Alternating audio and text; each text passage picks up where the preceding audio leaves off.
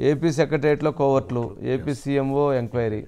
ఏంటి ఆల్రెడీ దీనిపైన మొన్న కూడా అసంతృప్తి వ్యక్తం చేసినట్టున్నారుగా చంద్రబాబు నాయుడు గారు. ఎంతవరకు వచ్చింది విచారణ? ఎంతవరకు అసలు ఏంటంటే ఒకసారి గవర్నమెంట్ వచ్చిన తర్వాత కూడా మరి దాంట్లో ఉన్నటువంటి వాళ్ళకి అంత భయం లేకుండా వాళ్ళ అడ్డగోలుగా ఇష్టానుసారంగా గత ప్రభుత్వంలో ఉన్నటువంటి ఆదేశాలను ఇంప్లిమెంట్ చేయాలని చూస్తున్నారంటే మరి వాళ్ళకి ఏదో వెనకమాల ఎక్కడో వాళ్ళకి ఏదో బ్యాక్గ్రౌండ్ సపోర్ట్ ఉండాలి కదా. ఏంటి అసలు ఎవరు వారు?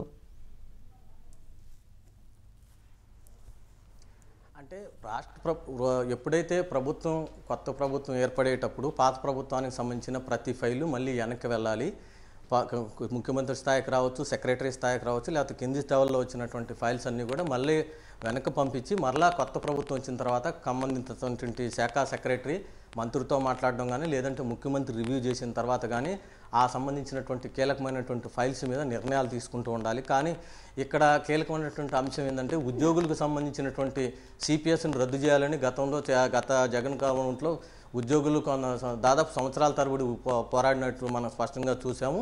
అయితే ఆ సమయంలో సిపిఎస్ బదులు జీపీఎస్ ఇస్తామని చెప్పేసి కూడా వాళ్ళతో అప్పుడు చెప్పడం జరిగింది. కొన్ని హామీలు కొందరు ఉద్యోగులు కూడా పొందడం జరిగింది. అయితే దానికి సంబంధించినటువంటి ప్రక్రియని ఎలక్షన్స్ ప్రక్రియ వచ్చిన తర్వాత ఎలక్షన్ టైంలో దాన్ని నిలిపేయడం జరిగింది. కానీ దానికి సంబంధించి గత ప్రభుత్వం తీసుకున్న నిర్ణయాన్ని మరి యథావిధిగా ఈ కొత్త ప్రభుత్వం వచ్చిన తర్వాత ముఖ్యమంత్రిగా ప్రమాణ స్వీకారం చేసిన రోజే దానికి సంబంధించినటువంటి ఆర్డర్లు ఇవ్వడం, దాని తర్వాత విధి విధానాలను ఖరారు చేస్తూ ఉత్తర్వులు జారీ చేయడం మీద ముఖ్యమంత్రి తీవ్ర ఆగ్రహం వ్యక్తం చేశారు. ఎందుకంటే ఉద్యోగులకు సంబంధించినటువంటి అంశంలో రాష్ట్ర ప్రభుత్వం తరఫున గతంలో ప్రతిపక్ష నాయకుడిగా అనేక హామీలు ఇచ్చారు. ఆ హామీలకు సంబంధించినటువంటి దాంట్లో ఈ ప్రభుత్వం తీసుకోవాల్సిన చర్యలని వీళ్ళతో ఇష్టం లేకుండానే వీళ్ళతో సంప్రదించుకోకుండానే కింది స్థాయి ఉద్యోగులు ఉత్తర్వులు జారీ చేయడం మీద ఉద్యోగ సంఘాలు కూడా తీవ్ర అభ్యంతరం వ్యక్తం చేయడంతో అసలు ముఖ్యమంత్రికి కానీ ప్రభుత్వానికి సంబంధం లేకుండా జీవో ఇవ్వడం మీద ముఖ్యమంత్రి తీవ్ర ఆగ్రహం చేయడంతో దాన్ని అభయాన్స్లో పెట్టడం జరిగింది. దాన్ని రద్దు చేస్తామని కూడా ప్రభుత్వం ప్రకటించడం జరిగింది. దీని మీద ఇప్పటికే ఇంటర్నల్ దర్యాప్తు కూడా సచివాలయంలో కొనసాగుతుంది. దీనికి సంబంధించినటువంటి దాంట్లో ఏ